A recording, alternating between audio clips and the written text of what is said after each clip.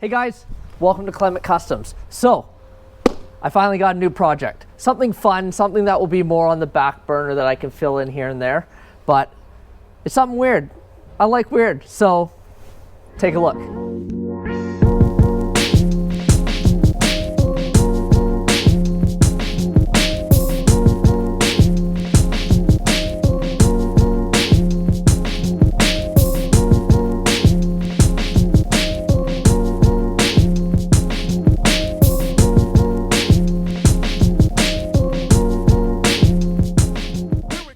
Here it is. Here's our new project car. This is a 1980 commuter car. For a lack of better terms, it is pretty much an all-electric street legal golf cart. Electric. Isn't that safe?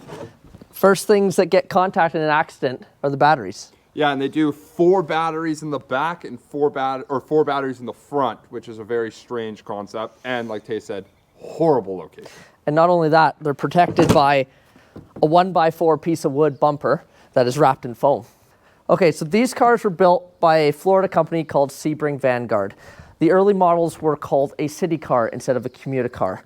So they sold the city car from 1974 to 1977. They sold about 2,500 of them. And then by 1977, they got bought out by a separate company called the Commuter Vehicles Incorporated. That's when they changed the name to commuter car. Then they sold those from 79 to 82, and they sold about another 2,000 of them or so. They kept the main base of the appearance. They changed a few things, like we said, they went from the batteries inside to in the bumpers, and they changed it from like the windows being a part of the doors, a removable window like the Volkswagen thing. And the crazy thing is, it's an aluminum chassis with just an all riveted plastic body on top of it. So it's really not very durable, and for us to find one in actually okay shape was pretty crazy. Yeah, so to add to the safety checkoff list, you know, not very durable. They only go about 40 miles. You know, that's about the range. You can go about 40 miles at a top speed of 40 miles per hour. And the range varies. You know, if you're cruising at 40 miles an hour, this thing ain't lasting 40K or 40 miles at that point, you know? So, you know, it's really just an in-town putt around, should be fun, but something different. I like microcars. I like these weird microcars. So coming across this was kind of a fluke.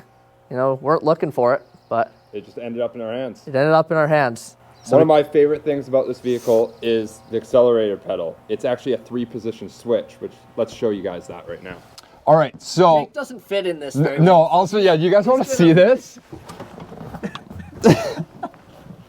This is eye level, buddy. I literally look at this. So in one of the other previous videos, I talked about how I don't fit. It's because I look straight at this window visor. So this is not going to be a good car for me. No. But let's talk about this 3-position accelerated pedal. So how they designed it was there was 3 positions. You can actually feel them click as you push down on the pedal. The first one is engaging 4 batteries with a resistor in line, which gives you around 18 volts. Your second click gets rid of that resistor and gives you all 4 batteries at 24 volts. And then your third click is your full max power, which gives you all 8 batteries and pushes you at 48 volts. Still not very powerful at that speed. Tay and I have not yet actually driven this thing at full capacity speed yet. There's still some bugs we got to figure out, but can't wait for that day. So that's the cool thing about that accelerated pedal. And also the later models have a rear opening hatch, which is super nice. I'm very excited for the day when Tay and I watch Adriana and Maddie drive out this driveway to go get groceries, and they have to put them all back here. It'll happen one day. We will make a video of it, so. We weren't looking for a car when we ended up getting this thing. So we ended up going to this nice gentleman, I would say, eh? He was, he sold a house. House was full of stuff. And honestly, we were going there to purchase some tools, see what he had in the shop. So we were rummaging through tools, got a few good things, went out into the yard to show us some more stuff out there. And that's where this car lay. We were amped. We were amped because, like I say, we love this weird stuff. So looked at him, chatted up a bit, and he was all for selling. He had to get rid of everything. So he said, yep, let's get rid of it. You know, we wheeled and dealed, did what we do. Yep. And we were able to come on a good price for us to pick this thing up at. It sat in the mud for who knows how many years. So all the tires were flat and it was dirty and it was inside was soaking wet and all this sort of stuff. But so it left for quite an adventure for us to pull it out. Were some wheels locked up? Yeah, Or did it wheels roll? were locked up. We Yeah. had to drag it out.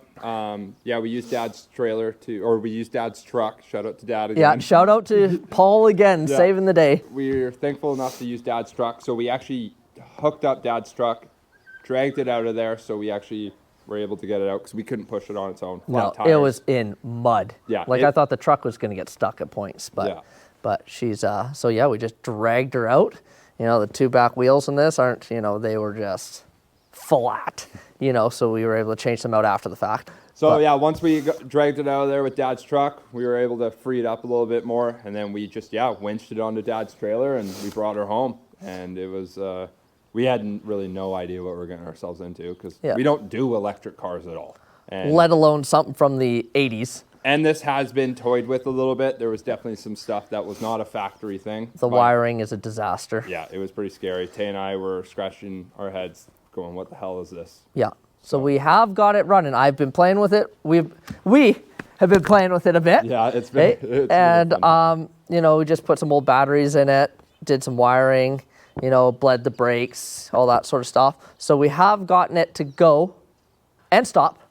You know, need both. Yep. You know, and I think Jake can insert a video. Yeah, I'll insert a video right In that now part. while we're talking Yeah. of Tay actually driving it down the street. Yeah, so it goes, the throttle pedal's a little messed up, so I got some switches to change out in that. But so it doesn't really run anymore already.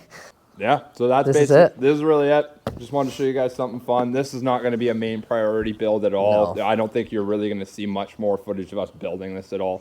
Tay spent a lot of time off camera just doing a lot of the rewiring. Because I had no idea what I was doing. No, so there was trying to film this was not the most ideal thing because it was going to be extremely boring because we were scratching our heads 99% of the time. Yeah. So this was just more one of the things that we wanted to show you that was going to be a fun little thing we can street legal drive up and down the street to go get groceries or whatever. It's Yeah. not going to be. It's going to fill in the spots. If we're looking for a video to make, you know, we'll play with this car a bit or something. So you won't see too much of it. No. But we'll get it on the road eventually here. But it is literally a street legal golf cart, which will be a fun little thing. And Yeah. I know it will turn some heads.